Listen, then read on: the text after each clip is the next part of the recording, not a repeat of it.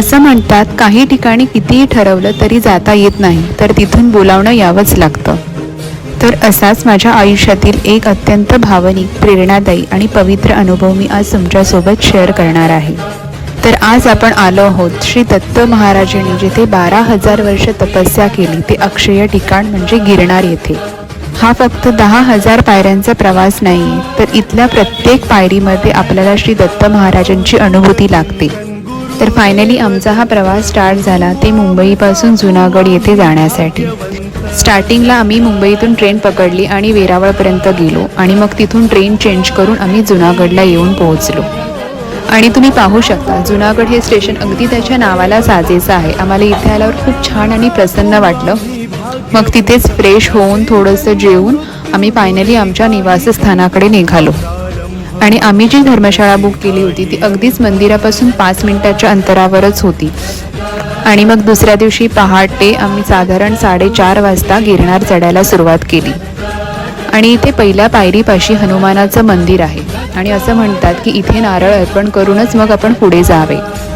मग काय मारुतीरायाकडे आशीर्वाद घेऊन आणि शक्ती मागून फायनली आम्ही आमचा गिरनारचा ट्रेक स्टार्ट केला. पहिल्या 5,000 पायऱ्या ह्या थोडंसं शरीर थकवणाऱ्या होत्या, पण मनात एकच जप चालू होता, तो म्हणजे दिगंबरा दिगंबरा श्रीपाद वल्लभ दिगंबरा. आणि त्या जोडीला आम्हाला साथ मिळत होती ते वातावरणाची. वातावरणामध्ये इतकी थंड शांत हवा होती, त्यामुळे शरीराला जास्त थकावटपणा जाणवत नव्हता. आणि तुम्ही पाहू शकता पहिल्या 5,000 पायऱ्या चढताना आपल्याला अनेक छोटी छोटी मंदिरं लागतात आणि त्या सर्व मंदिरांमध्ये आम्ही जाऊन आशीर्वाद घेऊन एक शक्ती मागून आम्ही आमच्या पुढच्या प्रवासाला स्टार्ट केली. आणि बघता बघता कधी पहाट झाली हे समजलंच नाही. आणि मला इथे एक आवर्जून सांगावंसं वाटतं की ज्यांना ह्या पहिल्या 5,000 पायऱ्या चढणं शक्य नाही आहे त्यांच्यासाठी रोपवे हा सुद्धा एक खूप छान आणि चांगला ऑप्शन आहे.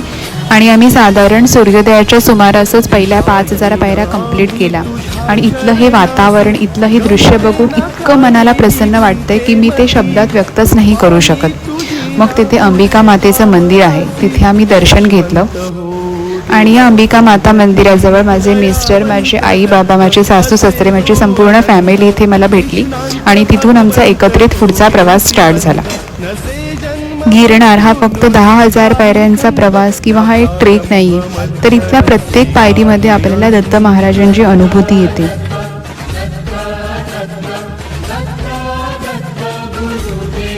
आणि संपूर्ण फॅमिलीसोबत गुरु शिखराचं दर्शन घेणं हा अमूल्य क्षण मी शब्दामध्ये व्यक्तच नाही करू शकत, तो फक्त आपण अनुभवू शकतो. नामस्मरण करता करता कधी आम्ही गुरु शिखरापर्यंत पोहोचलो आम्हाला समजलं सुद्धा नाही. आणि गुरु शिखराकडे जाताना आपल्याला गोरखनाथ स्वामींचं दर्शन होतं. ज्या लोकांना पुढे जाणं अगदीच पॉसिबल होत नसेल त्यांनी इथून गुरु शिखराला नमस्कार केला तरी सुद्धा चालते. आणि इथे एक छोटीशी गुफा आहे आणि त्यातून मग आता आपण पुढे जातोय. इथल्या प्रत्येक पायरीमध्ये आपल्याला दत्त महाराजांना भेटण्याची ओढ जाणवते. आणि फायनली गोरखनाथ स्वामींच्या मंदिराच्या इथून आपल्याला गुरु शिखराचं एक अत्यंत सुंदर असं दर्शन होतं. आणि इथे तुम्ही पाहू शकता अगदी लहान मुलांपासून थोरा मोठ्यांपर्यंत सगळे भक्तिमय वातावरणामध्ये रमून गेलेले, श्रद्धेने मनोभावे पुढे पुढे जात असलेले बघून मनाला एक वेगळीच शांतता लाभते. आणि काही लोकांना इथे माहिती नसेल, इथेच राईट साईडला धुनी आहे जिथे आपण मंदिरातून रिटर्न येताना महाप्रसाद घ्यायचा असतो. आणि फायनली 10,000 पायऱ्या चढल्यानंतर गुरु शिखराचं दर्शन भेटणं आणि इथे पोहोचण्याचा आनंद हा खरंच खूप वेगळाच असतो, आपण तो शब्दामध्ये व्यक्तच करू शकत नाही. आणि एक गोष्ट मी नक्कीच सांगेन, इथे येणारा माणूस हा कधीच रिकाम्या हाताने परत जात नाही, तर दत्त महाराजांची कृपा गाठीशी काही ना काहीतरी अनुभव घेऊनच येतो.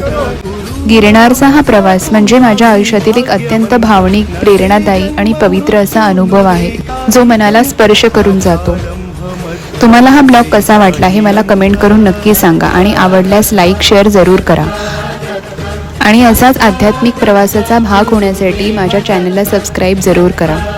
आपण भेटूया लवकरच पुढच्या ब्लॉगमध्ये. तोपर्यंत श्री गुरुदेव दत्त, श्री स्वामी समर्थ.